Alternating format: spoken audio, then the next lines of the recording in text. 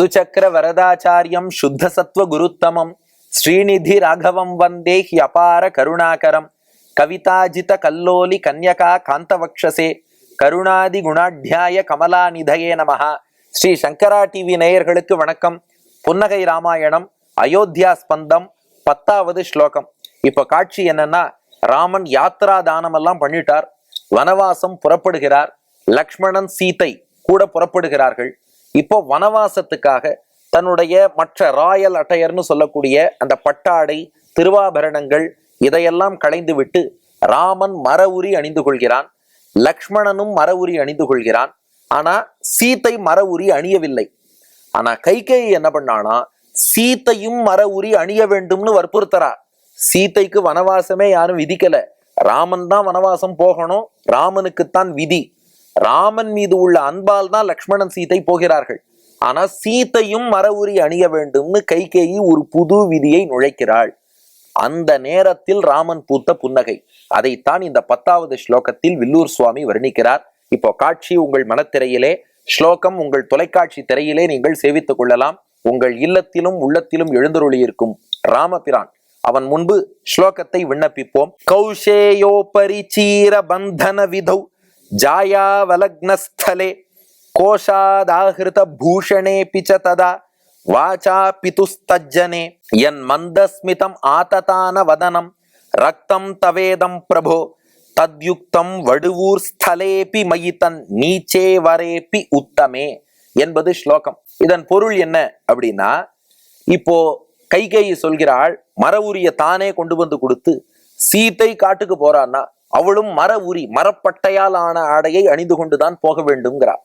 சீதை என்ன பண்ணாலும் சரி, ராமன் எப்படி இருக்காரோ அது போலத்தான் நான் இருப்பேன். நம்ம சொல்றோம் இல்லையா, ராமன் இருக்கும் இடம் சீதைக்கு அயோத்தின்னு.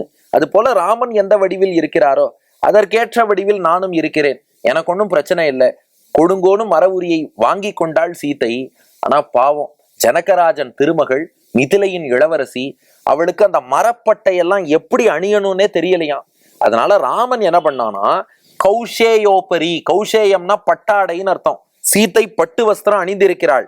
கௌஷேய உபரி, அந்த பட்டாடைக்கு மேலே சீர பந்தன விதௌ, அந்த மரப்பட்டையை ஜாயாவலக்னஸ்தலே, சீதையால் அணிந்து கொள்ள முடியாமல் அவள் திணறிய போது ராமன் தானே இப்படித்தான் மர உரி அணிந்து கொள்ள வேண்டும்னு சீதையின் பட்டாடைக்கு மேல் அந்த மர உரியை அணிவித்தான். ஆனா இதை பார்த்ததும் தசரதனுக்கு மனசு பொறுக்கல. யாராவது வீட்டுக்கு வந்த மகாலட்சுமி மருமகளுக்கு இப்படி ஒரு மரப்பட்டையை போய் ஆடையாக கொடுப்பார்களா? நம்ம வீட்டுக்கு மகாலட்சுமி வரான்னா நிறைய நகைகள் அணிகலன்கள் போட்டுத்தான் அழகு பார்ப்போமே ஒழிய, என்னைக்குமே வீட்டுக்கு வந்த ஒரு கல்யாண பெண்ணுக்கு இப்படி ஒரு அவமானத்தை ஏற்படுத்த கூடாதுன்னு சொல்லி தசரதன் என்ன பண்ணா, தன்னுடைய ஆள்களை அழைத்து நம்முடைய கஜானால என்னென்னலாம் உயர்ந்த நகைகள் இருக்கோ எல்லாத்தையும் கொண்டு வாங்க, அந்த நகைகளை அணிந்து கொண்டு நல்ல சர்வாலங்கார பூஷிதையாக அலங்காரத்தோடு தான் சீதை காட்டுக்கு செல்ல வேண்டும், நான் சொல்கிறேன் தான் தசரதன். அதனால என்ன செய்தார்களாம், கோஷாத் ஆகிருத்த. இந்த நிலையில் தசரதன் கிட்டத்தட்ட ஒரு மயக்க நிலை. ஏன்னா ராமனை பிரிகிறான் அல்லவா, அப்போ எவ்வளவு சோகம் இருக்கும் தசரதனுக்கு. அந்த சோகத்துல கூட சொல்லிட்டான் சீதை அந்த மாதிரி அனுப்பக்கூடாதுன்னு. அதனால கோஷாத், அந்த கஜானாவில் இருந்து ஆகிருத்த பூஷணே பிச்ச ததா, நிறைய பூஷணங்கள் திருவாபரணங்களை சீதைக்கு கொண்டு வந்து சமர்ப்பிக்க, வாசா பிதுஸ்தஜ்ஜனே, தந்தையினுடைய வாக்குப்படி அது சீதைக்கு அளிக்கப்பட்டது. அவற்றை சீதையும் அணிந்து கொண்டாள்.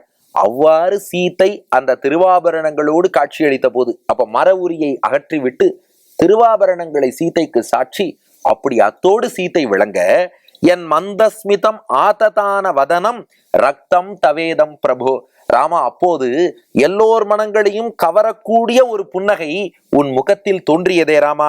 தத்யுக்தம் வடுவூர் ஸ்தலேபி மயிதத்து, இப்போது வடுவூரிலும் அதே புன்னகைதான்ப்பா உன் முகத்திலே தோன்றுகிறது. அந்த புன்னகையை நீச்சே அவரேபி உத்தமே, நீ ரொம்ப தாழ்ந்தவர்கள்லேருந்து ஆரம்பிச்சு ரொம்ப உயர்ந்தவர்கள் வரை, பாமரர் முதல் பண்டிதர் வரை எல்லோருக்கும் அந்த புன்னகையை நீ காட்டிக்கொண்டு வடுவூரிலே விளங்குகிறாய்னு இந்த ஸ்லோகத்துல சாதிக்கிறார் வில்லூர் சுவாமி. அப்ப ஸ்லோகத்தின் திரண்ட பொருள் என்னன்னா, சீதைக்கு மர உரி தர வேண்டும்னு கைகேயி சொல்ல, அந்த சீதைக்கு மர உரியை எப்படி அணியணும்னே தெரியல, ராமா நீதான் அவளுக்கு அணிவித்தாய். அப்போதும் புன்னகை செய்தாய். இல்லைன்னு தசரதன் தலையிட்டு அந்த மர உரியை எல்லாம் அகற்றுங்கள், நல்ல பட்டுப்புடவை அணிஞ்சிருக்கானா அதையே அணியட்டும், மேற்கொண்டு கஜானாலேந்து நான் நகைகள் கொண்டு வருகிறேன்னு தசரதன் ஆள்களை கொண்டு வர சொல்லி அந்த நகைகளை தந்து அவற்றை சீத்தை அணிந்த போதும் ராமா அப்போதும் நீ புன்னகைதான் செய்தாய். அந்த புன்னகையானது வடுவூரிலும் உன் முகத்தில் திகழ்கிறது. பாமரர் முதல் பண்டிதர் வரை, தாழ்ந்தவர் முதல் உயர்ந்தவர் வரை எல்லோரும் கண்டுகளிக்கும்படியாக அந்த புன்னகை விளங்குகிறது என்று வில்லூர் சுவாமி ரசிக்கிறார். இப்போ அந்த 3 விஷயங்கள். இந்த புன்னகைக்கான காரணம் என்ன அப்படின்னா, சீதை மர உரி அணிந்து கொண்டாலும் ராமன் புன்னகை செய்வான். அதே சீதை திருவாபரணங்களோடு இருந்தாலும் ராமன் புன்னகை செய்கிறான். அப்ப காரணம் என்னன்னா, மனைவியினுடைய மனசை தான் பார்க்கிறானே ஒழிய எனக்கு பட்டாடையும் ஆபரணமும் அணிந்தால்தான் மனைவி பிரியமானவள், மர உரியில் இருந்தால் வேண்டாதவள் என்று ராமன் நினைக்க மாட்டான். அப்ப அவள் எந்த நிலையில் இருந்தாலும் அவன் மனசை தான் பார்க்கணும். தோற்றம் என்ன, எப்படி இருக்கிறாள், இந்த வெளி விஷயங்களை பார்த்து வருவது உண்மையான அன்பு கிடையாது, அது உள்ளத்தை பார்த்து வருவது. அதனால சீதை எந்த நிலையில் இருந்தாலும் அவள் எனக்கு மனைவி, அதை உணர்த்தத்தான் ராமன் இந்த புன்னகை செய்தான். 2, இந்த புன்னகை நமக்கு உணர்த்தும் செய்தி என்னன்னா, அதேதான் நாமும் என்ன பண்ணணும்னா, நம்ம உறவோ நண்பர்களோ யாரா இருந்தாலும் அவர் வெளியில எப்படிப்பட்ட தோற்றத்தோடு இருக்கிறார், அவர் என்ன மர உரியில இருக்காரா, தங்க நகை அணிந்திருக்கிறாரா, பட்டாடை அணிந்திருக்கிறாரா, இதை பார்த்து நான் பழகுவேன், இது இல்லைன்னா பழக மாட்டேன் அப்படி நாம் நினைக்கவே கூடாது. எல்லோரையும் சமமாக, உள்ளுக்குள்ள இருக்கிற ஜீவாத்மாக்கள் எப்போதுமே ஒரே மாதிரி தான் இருப்பார்கள். சரீரம் ஆடை இதுல தானே வேறுபாடு, கருப்பு சிவப்பு உயரம் குள்ளம் இதெல்லாம் உடம்ப வச்சுதானே சொல்றோம்.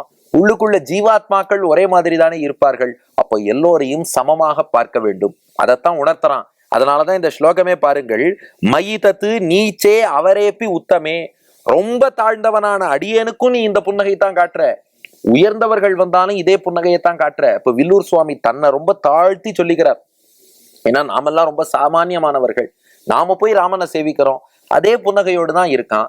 மிக உயர்ந்த ஒரு பக்தர், ஒரு வசிஷ்டர் வரார், நம்மாழ்வார் வரார், பிரகலாதன் வரார், ஆண்டாள் நாச்சியார்னா அவளுக்கும் அதே புன்னகை தான். புன்னகையில பகவான் என்ன ஏற்றத்தாழ்வா பார்க்கறான். அப்போ இறைவன் எல்லோரையும் சமமாக கருதுகிறான், நாமும் சமமா பார்க்கணும். அதை புன்னகை வாயிலாக ராமன் உணர்த்துகிறான்.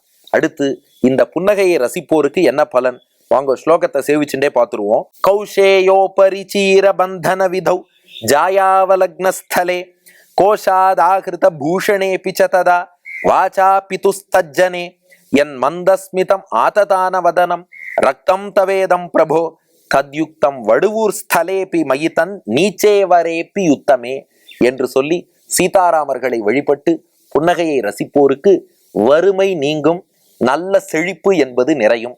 நன்றி, வணக்கம்.